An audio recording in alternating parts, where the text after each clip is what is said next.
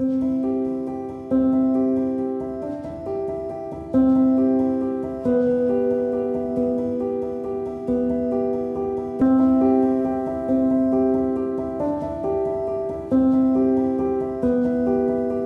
8 утра. Туман. Но это не Лондон. Мы с вами в историческом центре Орла. Кстати, всем привет! Это 25-й каунт. И сейчас мы немножко разойдемся, как этот туман. И отдельный материал из Орла я хочу посвятить художнику Галине Егоренковой, художнику Савиного леса. Мне очень нравится, что делает Галя, и я хочу, чтобы зрители познакомились и пообщались с ней хотя бы посредством экрана.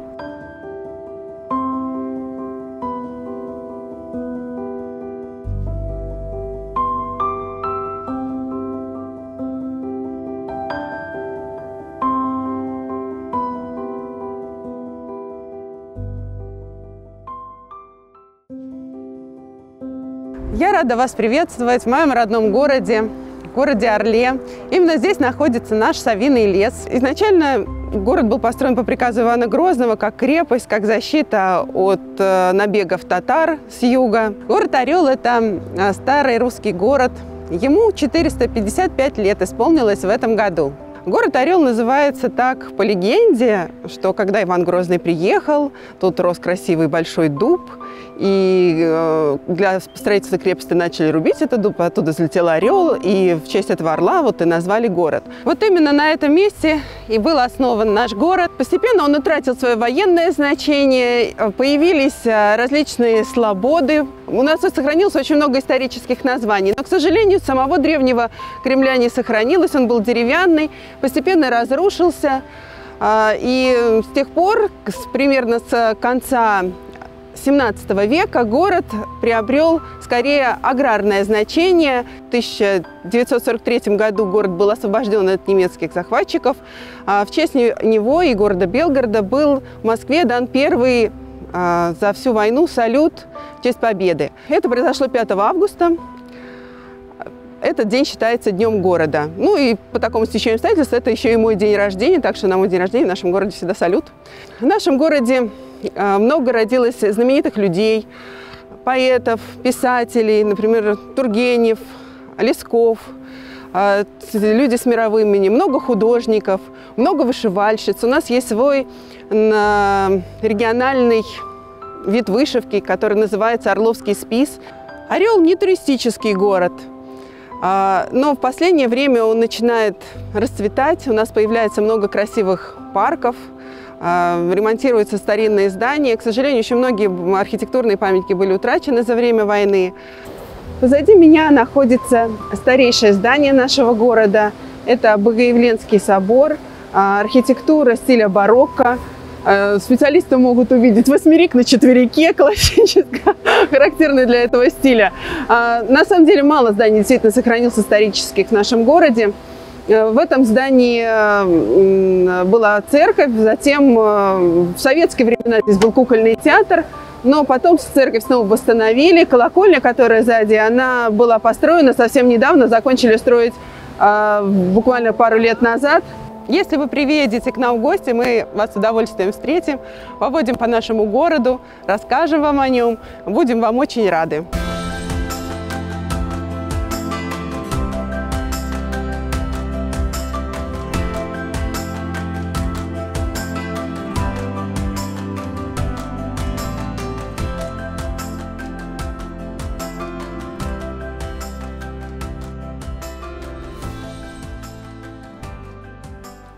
Галя, многие вас знают как художника Савиного леса. Многие знакомы с вами как с художником-иллюстратором, потому что покупали книги, видели ваши иллюстрации. И мне захотелось сделать прям вот такую вот персонально, вывести вас немножко за рамки Савиного леса и поговорить о вашем творчестве, о ваших взглядах, о том, что сами вы любите вышивать, чтобы рукодельницы узнали вас поближе, как человека, как художника, как симпатичную девушку. У вас написано в Инстаграм Савиного леса вышивка старого мира. А мне наоборот кажется, что вы создаете все-таки очень современные дизайны. То, что вышивка старого мира, имеется в виду То, что вдохновляемся мы все-таки не современными образцами вышивки. Что такое современная вышивка? Это много цветов, бленды, много бэка.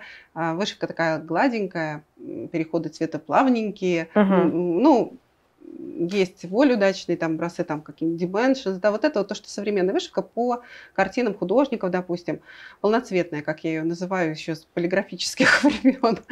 А у нас все-таки мы отталкиваемся в разработках, вот я отталкиваюсь и мои коллеги, именно от старинных сэмплеров.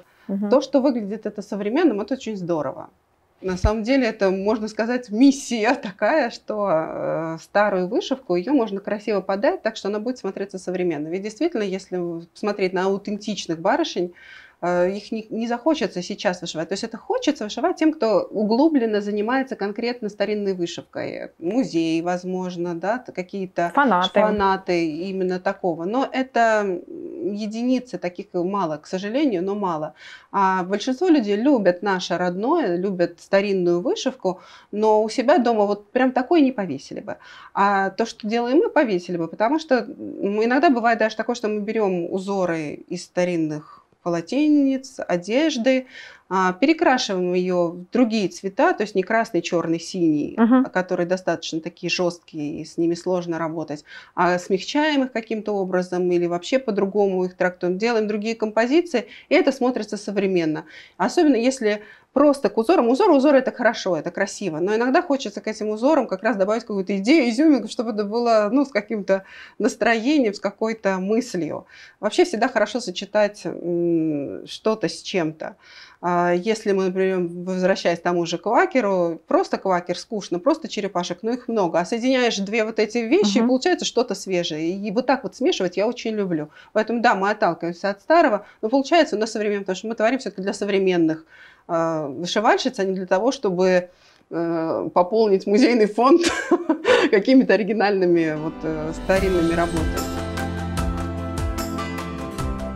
В России вот такого... В чистом виде сэмплеры не вышивали. Да. Хотя, вы знаете, иногда по музеям вдруг смотришь, вот даже недавно проходила выставка, я на ней не присутствовала, но там фотографии в сети, да, все фотографии в сети есть, и я там смотрю, это же сэмплер, по большому счету, да, но это единицы, конечно. В основном у нас так вышивали прикладное, даже те городские барышни, которые вышивали сэмплеры, которые могли бы вышивать сэмплеры, вернее, они вышивали там бисерные сумочки, какие-то там экран для камина, то есть это все тапочки себе комнатные вышивали, обложки какие-то, кисет кому-то. То есть это всегда была прикладная вышивка. У нас почему-то в стране была именно традиция прикладной вышивки, не библиотеки узоров, а прикладной вышивки.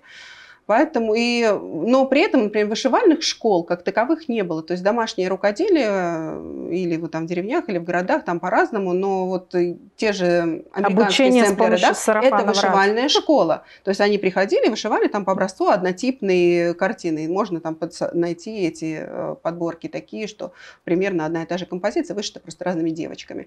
Вот такого у нас почему-то не было. В Британии королевская школа. То же самое. В Британии королевская школа, там другие традиции обучения. А у нас девочки либо дома, либо дома. Таких вариантов, собственно, нет. А кто там их учит? Бабушка. Что умеет бабушка, что она передала? Все индивидуально. Есть ли у вас, а я знаю, что есть, какие-то личные предпочтения в вышивке? Я очень боюсь профессионального выгорания. Я боюсь, что если я буду вышивать только свои дизайны, у меня что-нибудь перемкнет в голове, я не смогу их рисовать. То есть я стараюсь держать свою душу, свой творческий этот источник таком в живеньком состоянии, не загоняя себя в жесткие рамки. Почему мы сначала вышивали с Леной все сами, а потом я в какой-то момент поняла, что если я буду продолжать вышивать в том же темпе, мне будет сложнее, просто быстрее это накопится, начнет накапливаться негатив. Потому что когда ты вышиваешь не от души, а потому что надо быстрее, а ведь другие работы тоже никто не отменял, это сложно. Поэтому изначально я это предвидя, себе делаю подарки вышивальные. Вот. И вообще, в принципе, я человек, который любит разнообразие. Я не люблю, чтобы все было одноцветное в интерьере. Мне надо, чтобы все было разноцветное. Я люблю цвет, люблю сочетать цвет, люблю сочетать разное. Я не могу читать книжки там все время серьезно. Мне надо чередовать с какими-то легкими жанрами. То есть у меня всегда так вообще по жизни. Поэтому то же самое с вышивкой. Мне надо чередовать. Я не могу вышивать только примитивы. Периодически мне надо переключиться на что-то другое. На что? На что? Я люблю Ланарт. Dimensions очень избирательно почти не вышиваю. А по сюжетам еще? По сюжетам я люблю птички, цветочки. Я, в принципе, это же и рисую. А еще иногда мне нравятся водяные мельницы. Очень интересный для меня объект. У меня есть коллекция наборов, где я вижу красивая разработка, я ее куплю. Вот, и она у меня вышиваю тоже это все. То есть я разные вышиваю, разные техники. Иногда мне хочется что-то там повозиться там, с хардангером, с какими-то декоративными швами. Я несколько раз там училась на курс, сейчас же много интернетных курсов, училась вышивке. Вот все никак не доберусь до Орловского списа, хотя у меня тоже, опять же, однокурсница, она народный мастер России по Орловскому спису, и она меня готова обучить, но это вопрос ресурса времени.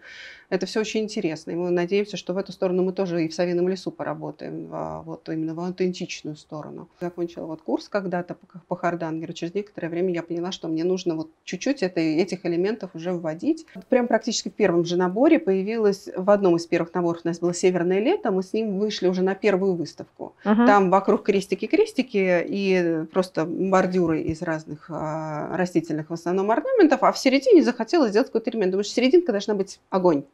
И хотела сделать, что просто там нарисовали какую-то морожку, там идея была морожки, нарисовали морожки. Нет, попробовали морожку мелкокрестиками, да, вот этими вот, когда через ниточку, через одну нить вышивать, чтобы она была такая ювелирная. Нет, не то.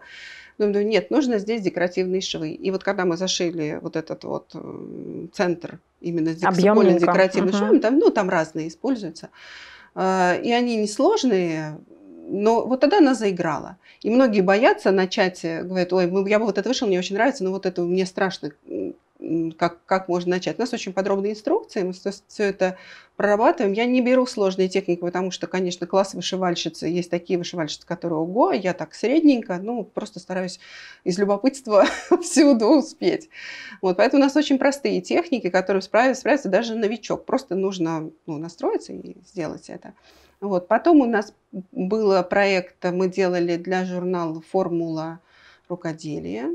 Там много прям использовалось разных швов. Мы пробовали передать и вязание у нас было в этой схеме.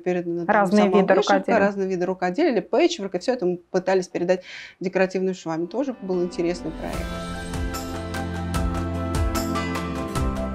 Как вы считаете, должно ли быть у художника художественное образование, если этот художник занимается разработкой дизайнов для примитивной вышивки? Вы знаете, я вообще считаю, что если человек занимается дизайном, разработкой чего-то художественного, да, ему нужно художественное образование. Но вернее как? Он должен уметь рисовать. То есть я не считаю, что нужно прям обязательно заканчивать там Петербургскую академию художеств. Но ты должен... Но неплохо, если ты если закончила, это, конечно, бонус. Я вот жалею, что у меня жизнь так сложилась, что я ее не заканчивала. Вот, знаете, чего хочу прямо от вас услышать? Потому что примерно сама из такого же теста. Потому что скажите, что не хватает всего чего-то. Вот ты закончил, а еще бы даже побольше чего-то знать. Не то слово, да. Я вот сколько раз мучаюсь, думаю, поехать, что я даже узнавала, можно ли туда куда-нибудь пристроиться, в ту же Репинку, там тоже Суриково, на какие-то дополнительные курсы, я узнавала это все. Мне не хватает. Мне, думаю, может быть, частные уроки позаниматься, особенно с пластической анатомией, это когда касается иллюстрации. Мне вот реально этого не хватает. И я бы с удовольствием еще, конечно, получала художественное образование дальнейшее. Мне даже не хватает, потому что оно у меня есть. А не то, что если его нет, я вообще не представляю, как можно что-то делать, даже разработку схем. С одной стороны, ты вроде как отталкиваешься от того, что придумал художник. Это я не про примитивы, а вообще, да? То есть это вроде как просто... Когда я всегда вижу, человек эту схему рисовал, имея художественное образование или нет, как сделана перспектива, как там лепесточек у цветочка, я это вижу. Не все это видят. Не все это видят, да, людям нравится, пожалуйста. Но для меня вопрос однозначно, что да, человек должен уметь рисовать. Пусть там, допустим, это будет там 5 классов художественной школы, а не Суриковское училище, но оно должно быть. Хотя бы человек должен иметь представление светотения, композиции, хоть начальные, а там дальше можно развиваться, потому что многие, я знаю, кстати, которые разрабатывают схемы, люди потом получают художественное образование. То есть они поняли, что им этого не хватает, и идут его получать. Сейчас есть возможности и даже онлайн это все делать. Ну, действительно, вот люди с образованием, у них иной подход. Они привыкли перерабатывать художественный материал, они привыкли вносить туда что-то свое. Да. Для них кайф в другом, да? Не сделать... Да. Как сделать так, чтобы... Ну, вот, например, мне за что нравится Леонард, кстати говоря. Есть художник Мария Элен Бастин, которая очень художница, которая очень популярные акварельчики такие симпатичные, опять же, с цветами и птичками, как я люблю. И вот Леонард много разработок делает, тоже голландская же фирма, и художница голландская, и много разработок с ее акварелей. И вы понимаете, я знаю, как это выглядело в акварели, я вижу, как это сделал Леонард. Это разные вещи, но и то круто. То есть они вот это... понимая, что такое художник, не портя его вот этой легкости, акварельности, тем не менее, не детализируя это все там до безумия, когда один лепесточек вот такого размера вышивается. И используя свои собственные художественные средства, а не другие же. Художественные средства. То есть это так талантливо переложено, что я вот не могу, мне надо это пойти вышить, потому что я смотрю на акварель, вышиваю крестиками, и вот это очень здорово. Что касается примитивов. Без художественного образования здесь почему особенно сложно как раз? Если у вас нет художественного образования, да, конечно, вы можете взять полотенчики, вы можете взять старинные сэмплеры и сделать реконструкцию. Вообще никакого художественного образования для этого не нужно. И очень многие люди, которые разрабатывают схемы для примитивов, именно по этому пути идут. Но вышивали же раньше. Да. Там 11-летние девочки. Ну, да? По образцам вышивали. Да, вышивали же. Дают, вот деревца, она вышивает себе деревце, плюс-минус, там листик туда, веточка сюда, но они по образцу вышивали. То есть это все равно ты просто копируешь в какой-то степени. Но если тебе нужно нарисовать листик какой-то, и нужно его стилизовать, ладно, листик это просто, но, например, человечка нарисовать, да, то есть, там, палка-палка, огуречек, получился человечек, с одной стороны, да, с другой стороны, настолько примитивно это все-таки не рисует, это все равно какой-то образ, какой-то там медвежонок, какой-то там корзиночка с фруктами, и либо ты копируешь жестко то, что придумали до тебя в традиционной вышивке, либо ты хочешь создать свой орнамент, но тогда тебе нужно ту же меру стилизации соблюсти. И если ты не знаешь, как стилизовать, у тебя не получится просто эта корзиночка, которая будет... Да, можно как раз гораздо проще нарисовать большую вот такую вот корзинку, где ты будешь все вырисовывать, каждое переплетение лозы. Но когда тебе нужно эту корзинку изобразить там, из 100 крестиков, вот буквально вот такого малюсенького размера, тебе нужно очень хорошо про это подумать. И тут буквально один крестик вправо, один крестик влево, оно не похоже, оно неузнаваемо. А что это у вас тут такое? Это арбузик. Вот, а чем арбузик отличается от зеленого мячика в примитиве? А нужно, чтобы был отличался. И вот тут буквально каждый крестик на счету. Поэтому здесь как раз наоборот, если вы создаете сами схемы примитивов, художественное образование здесь не просто нужно, а вот прям очень нужно. О том же самом говорила Юлия Красавина, художник Риолис, когда она занимаясь и маленькими дизайнами, малюсенькими, и создавая большие красивые дизайны, казалось бы, ей задавали вопрос, а почему, собственно, вы этой мелочевкой-то занимаетесь? Она говорит, ага, это сложнее, да, мелочевку попробуйте сделать еще. То есть на нее уходит времени практически чуть ли не столько же. И просто вот интересно именно, как можно, до какой степени можно уменьшить объект, чтобы он был узнаваем. Вот это мне очень нравится. Живым. Это интересная такая вот дизайнерская задача. Потом у меня диплом был по орнаментам. Я защищалась на кафедре истории искусства. У меня вот вообще тема была. Я всегда и орнаментами бредила, мне всегда не очень были интересны. И сейчас мне вот эти ритмы, да, как вот это все заплести, все эти веточки друг за дружку.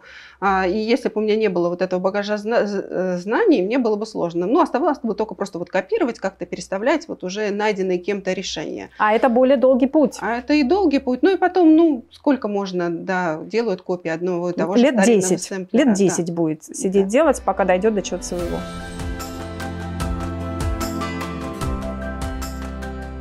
Быстренькие вопросы хочу задать. Идеальное количество цветов в дизайне? 8. Любимый цвет канвы? Зелененький. Я вообще зеленый люблю. Почему?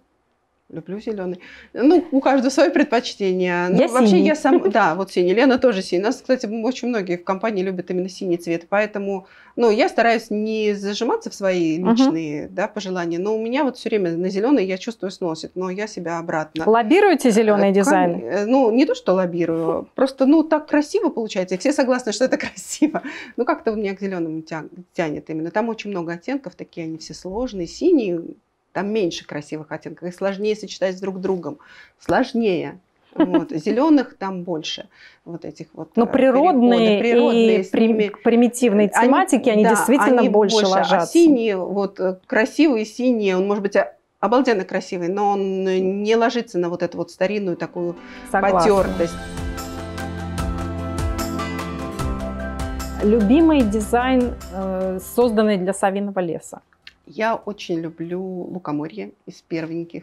Для меня это знаковая разработка, потому что именно тогда я поняла, какие именно схемы я рисую. То есть это была не первая разработка, которую я сделала в таком стиле, но вот как-то я ее очень хорошо прочувствовала, вот эту меру между реалистичным и схематичным изображением. И вот примерно вот в этом ключе держусь. То есть там вот у меня было просветление на этом, поэтому для меня знаковый.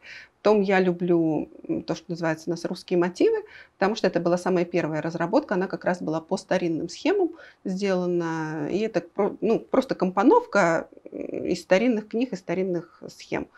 Там моего авторского нету, но такого тогда не было вообще. Мне хотелось слышать, что какой-нибудь сэмплер, но русские, а их нет. И пришлось вот собирать его самой. То есть это для меня, я поняла, что мне нравится такое вообще дело, рисовать схемы. Поэтому тоже знаково. И еще мне очень нравится «Король чертополох», потому что там мы использовали вот тоже то, что я люблю, тоже так вот он для меня был знаковый, декоративные швы, крейник, и все это нужно было увязать с орнаментами стиля модерн, я его очень люблю. И там вот получилась хорошая композиция. А самый удачный или популярный дизайн у ваших покупателей? Нас очень любят, может быть, серия, направление. Скорее, вообще люди любят серии, и я сама люблю рисовать серии. Коты-киты, как мы их называем, то есть у нас Чудо-Юдо Рыба-Кит, Кот Баюн и Змей Горыныч. Вот эта серия сказочное все-таки направление. Вот это у нас очень любят. Потом у нас очень любят то, что у нас заколдованное болото, заповедный лес и полюшка поле. Вот эти очень любят разработки. Гиперборея очень популярная. Изумрудный город, да, тоже с удовольствием вышивают. Но вообще, чем новее дизайн, тем больше его, конечно, вышивальщицы любят. Но есть такие, которые вот много лет уже... 4. Да, 4, которые все вышивают и вышивают, вышивают и вышивают. В принципе, когда мы появились на примитивном, с российском рынке со своими примитивами, тогда примитивов практически не было у нас. Да? Это все было западное, привозное, а там другая культура. А нам хотелось свою показать, что она у нас тоже очень интересная.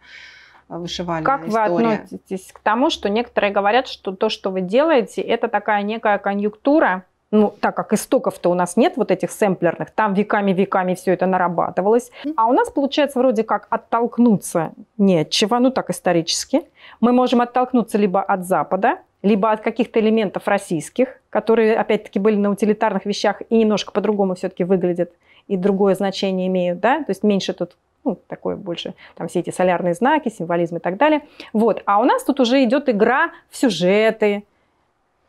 Вы знаете, если кто-то считает, что там конъюнктуры, пожалуйста. Меня вообще это никак не беспокоит, кто там что считает. Я рисую крестиками на тряпочке. Вот чем я занимаюсь. Рисую так, как мне к душе, как мне нравится. Использую те сюжеты, которые мне близки. И я просто знаю, что это не только мне близко. Вот, собственно говоря, и все. То, что я там, может быть, там, пытаюсь быть похожа на Запад, потому что своего нету. Ну, будем считать, что тогда пусть у нас будут истоки вот этой длинной традиции многовековой создания подобных схем. Почему нет? Давайте мы будем ставить тогда у истоков, если до нас ничего не было. На самом деле, до нас много чего было. И больше всего я отталкиваюсь от вышивки конца 19-го, начала 20 века, которые как раз настоящие вышивальщицы, которые шьют вот эти вот символизм вышивки, они это не очень любят. Это то, что вот эти мыльные схемы, то, что уже пошло, когда перекрестилась культура нашей вышивки с культурой западной. Там же вот на этих схемах, там же русские орнаменты перерабатывались под крестик, они же не крестиком вышивались.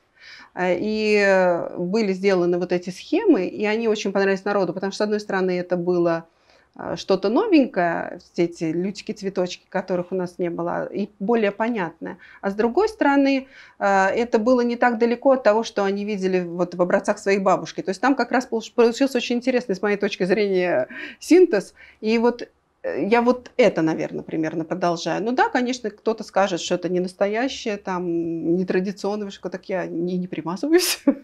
Вот, я просто художник, ну, как сказать, а художник, текстильный. Да, художник – это всегда отражение жизни. То есть я не считаю, что там я должна чему-то следовать, какому-то канону, или что-то должна идти, там, новое что-то прям обязательно придумывать так, чтобы до меня никто никогда не придумывал. Где-то, наверное, золотая середина учусь.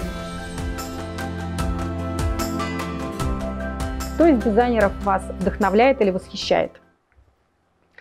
Ну, много на самом деле.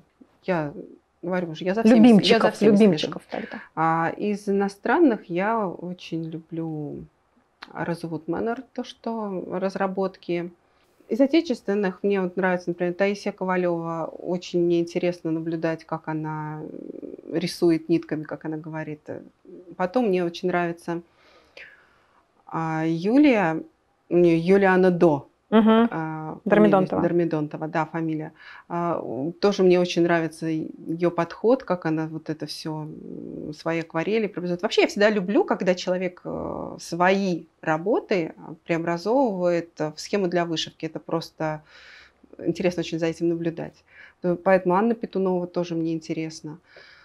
Из примитивщиков люблю Надежду Брыжак, мы поэтому с ней дружим и сотрудничаем. Марина Гончарова из студии Маки. Тоже у нее всегда очень много идей интересных и разработок. Тоже там сразу чувствуется художественное образование. Потом Ирина Вебер. Тоже у нее свой стиль узнаваемый. Мне интересно. Какие примитивы вам ближе по стилистике? Английские, голландские, американские? Английские и шотландские. Угу. У них там всегда в центре домик, вокруг шикарнейшие бордюры. Ну и вообще я так как-то больше все романтичные такие, да. И я больше вообще люблю, в принципе, английскую историю, ну, английскую литературу, туда куда-то меня тянет, к Туманному Альбиону. Зачем нужны совместники? Как в них поучаствовать? Как часто вы запускаете подобные проекты? Это очень интересно. Вообще у нас такая традиция сложилась, что раз в год мы устраиваем какой-то грандиозный бесплатный совместник. Бесплатный он, потому что для участия в этом совместнике не нужно покупать схему, только подготовить материалы. Схема бесплатная. Причем мы ее делаем не по принципу, ну, так, что осталось, а мы специально разрабатываем такую крутую схему, которую мы и продать бы смогли очень хорошо и очень А она потом неплохо. Не продается? Нет, она так остается бесплатной. И делаем это мы специально для того, чтобы люди, для которых, возможно, дорого покупать наши наборы, могли просто взять эту схему, порадоваться и вышить. Причем не какую-то маленькую моллюску, а большой, хороший, основательный проект. Примеры. Примеры. Самый первый наш совместник, тогда еще мы только-только, причем мы о начале его объявили, нас еще не знали в вышивальном мире, и там я скорее как индивидуальный художник больше выступала, это были сказочные домики. Там как раз много декоративных швов. Каждый месяц был какой-то сказочный домик по русским сказкам. Начиналось это еще, меня никто не знал, заканчивалось уже, когда уже на нашем Савином лесе уже все говорили. И как-то стало, думаю, на следующий год, наверное, тоже нужно что-то подобное сделать. И мы сделали «Изумрудный город». Причем уже знаю то, что нас и вышивают и наши вышивальщицы, и зарубежные. И нужно было выбрать такую тему, которая будет актуальна, одинаково интересна и нам, и им. Поэтому вот мы выбрали «Изумрудный город». И не прогадали, нас с удовольствием все вышивали. На следующий год у нас был как раз юбилейный 100-й дизайн. А сколько там примерно участников? Вот первый, второй раз, примерно. Вы знаете, финалистов около 300, а участников там какое-то безумное количество. То есть начинали там тысячи.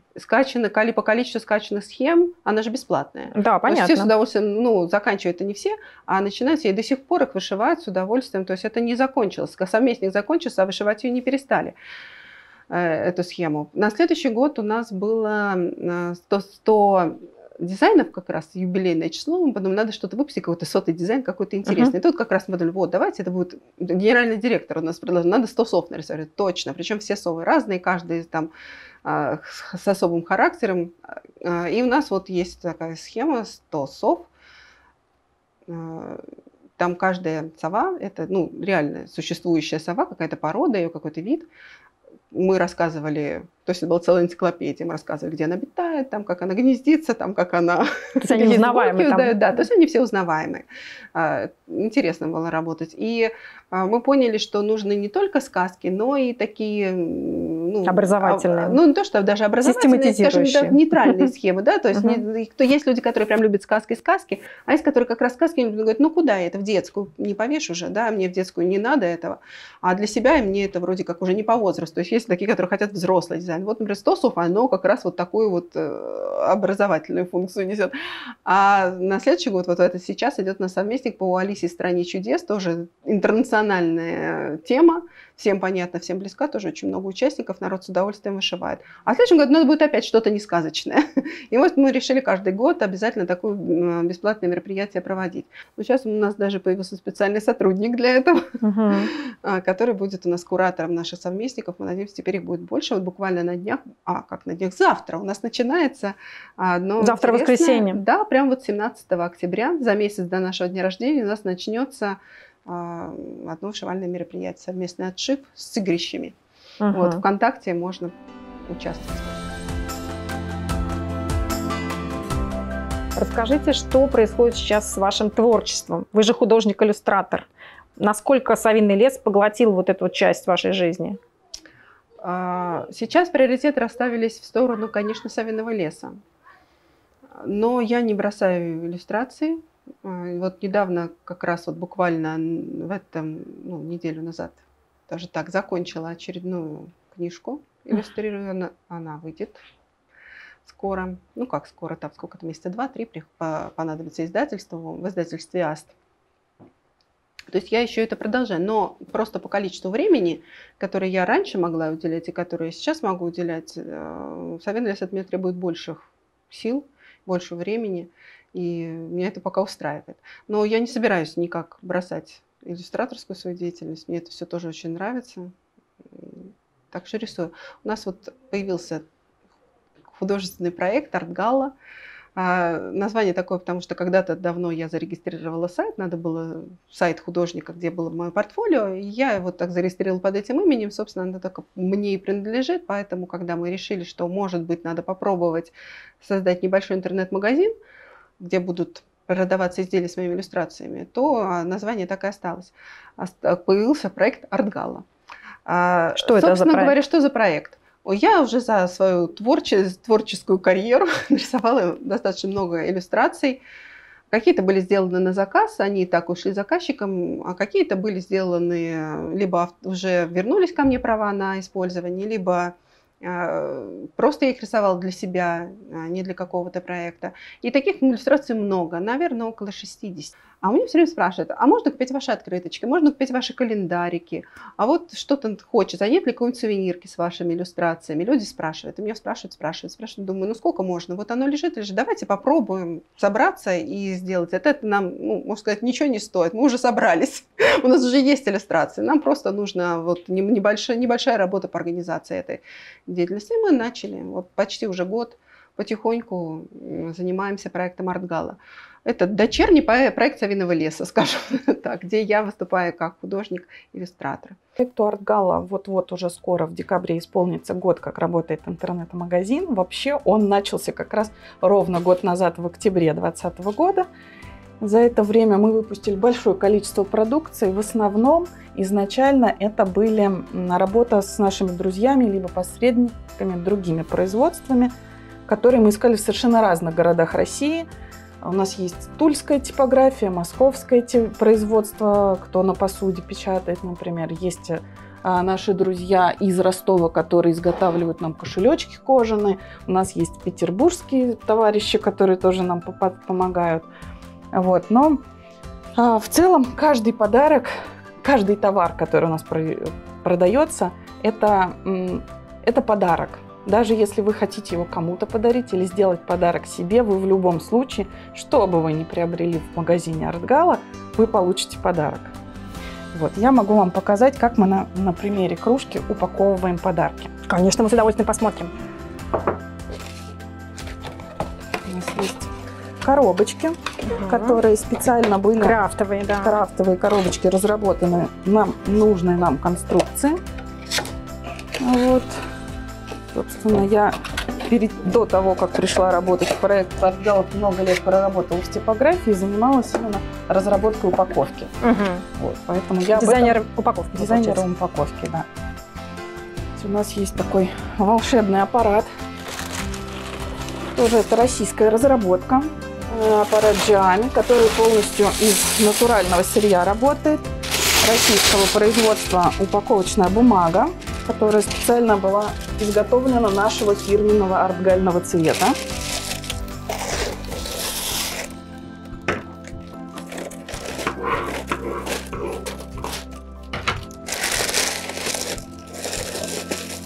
Не пожалели вы бумажки? Многие наши покупатели очень переживают по поводу того, доедет ли хрупкая продукция Почты России или другой транспортной компании. Потому что отправок всегда много, и не надо далеко ходить до интернета, чтобы посмотреть, как именно отправляются посылки. Поэтому, с одной стороны, мы боремся за экологичность упаковки, не к минимуму сводим полиэтилен. Поэтому у нас натуральная бумага, биоразлагаемая, экологически безопасная.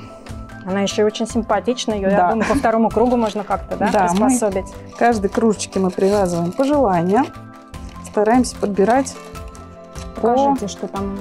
У нас здесь бирочка. А что там написано? Решимости действовать. Так. У нас креативные пожелания. Они разные? Они разные. Прикольно. Ну, их там не бесконечно много, но вариантов пожеланий много. Кружечку мы ставим в коробочку. Кладем конфетку. Ух ты! И конфетка тоже, что ли, ваша? Да, наша тоже фирменная. Шоколад. Вот. А шоколад-то кто делает? Московская фабрика, да, которая специально для нас изготавливает шоколад. Два разных вкуса. У нас есть горький шоколад и шоколад с малиной. Ух ты! Да. Кладем бирочку, в которой написано пожелание по уходу, чтобы кружка прослужила долго. Вот. Закрываем коробочку и заклеиваем бирочкой.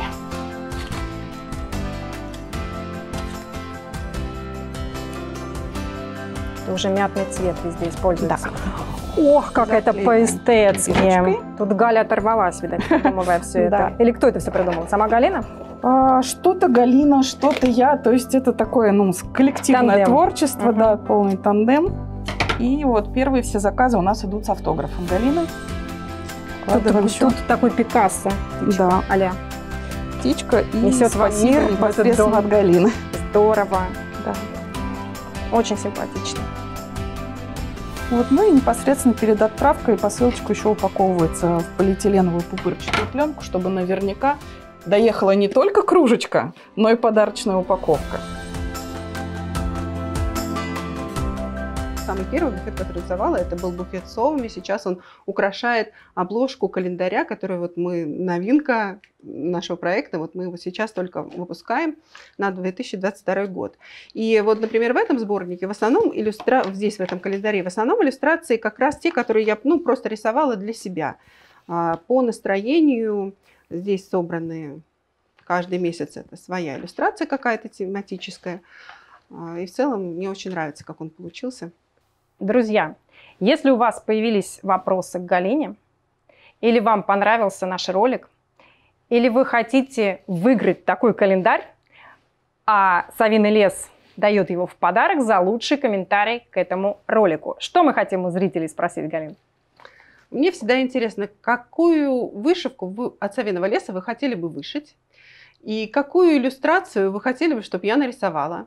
Иногда это меня так вдохновляет, что я просто все бросаю и иду рисовать то, что кто-то придумал.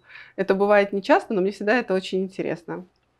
Дорогие вышивальщицы, набросайте Галине идей. Вдруг вы предложите что-то необычное, а заодно и выиграете такой чудесный подарок.